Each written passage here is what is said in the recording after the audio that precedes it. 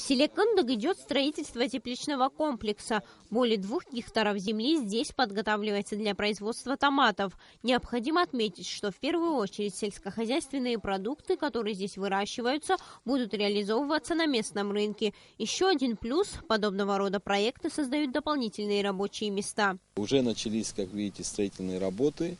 Во второй части следующего года планируем этот объект уже завершить приблизительно. Рабочих мест здесь будет создано более 50, 52 на сегодняшний день мы планируем. Средняя заработная плата будет выше 19 тысяч рублей, в районе 20 тысяч рублей.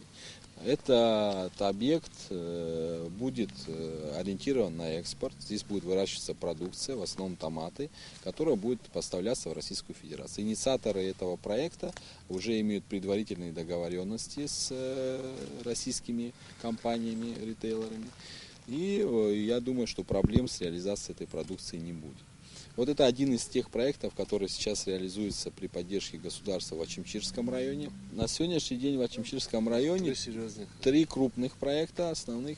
В совокупности, если взять то, что финансируется в рамках программы кредитования и другие проекты, что идут по линии государственной поддержки через Министерство сельского хозяйства, просто частные, это 5-6 крупных проектов, это в основном тепличные комплексы и переработка сельхозпродукции. Раньше недалеко от этого места уже были тепличные комплексы, но они давно не работают. Руководство Ачимчирского района намерено их восстанавливать.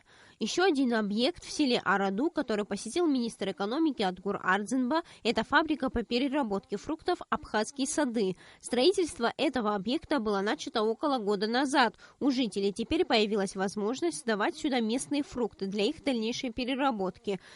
В течение года более 600 тонн джема будет перерабатываться на этом предприятии. На реализацию проекта было затрачено более 80 миллионов рублей. Завод будет запущен буквально на днях. Все подготовленные фрукты будут поступать в дробилку, где они дробятся на кусочки размером 7-10 миллиметров. И после этого в протирочную машину, где измельчение идет на 3 миллиметра. Это получается зернистая масса пюре. Полученное пюре мы по рецептуре с помощью вакуума загружаем в вакуум-аппарат, где мы будем приготавливать конфитюр или джем, как нам захочется. Конфитюр отличается от джема тем, что он более желированный, джем менее желированный. Значит, кроме того, мы подготавливаем сахар, мы его просеиваем, и также при рецептуре тоже за счет вакуума подаем в вакуум-аппарат, где они смешиваются, подогреваются при температуре 70-75 градусов для такого небольшого желирования. Продукция будет реализоваться во все торговые точки, которые пожелают взять, в том числе и супермаркеты, и в России, и в Абхазии. У нас над этим работают наши менеджеры, заключают уже договора о том, чтобы можно было постоянные делать поставки, отгрузки этой готовой продукции. В рамках программы кредитования совсем скоро будет осуществлено еще несколько проектов, в том числе и в Сухумском районе. Сарья Смырсейда Гухава, Абхазское телевидение.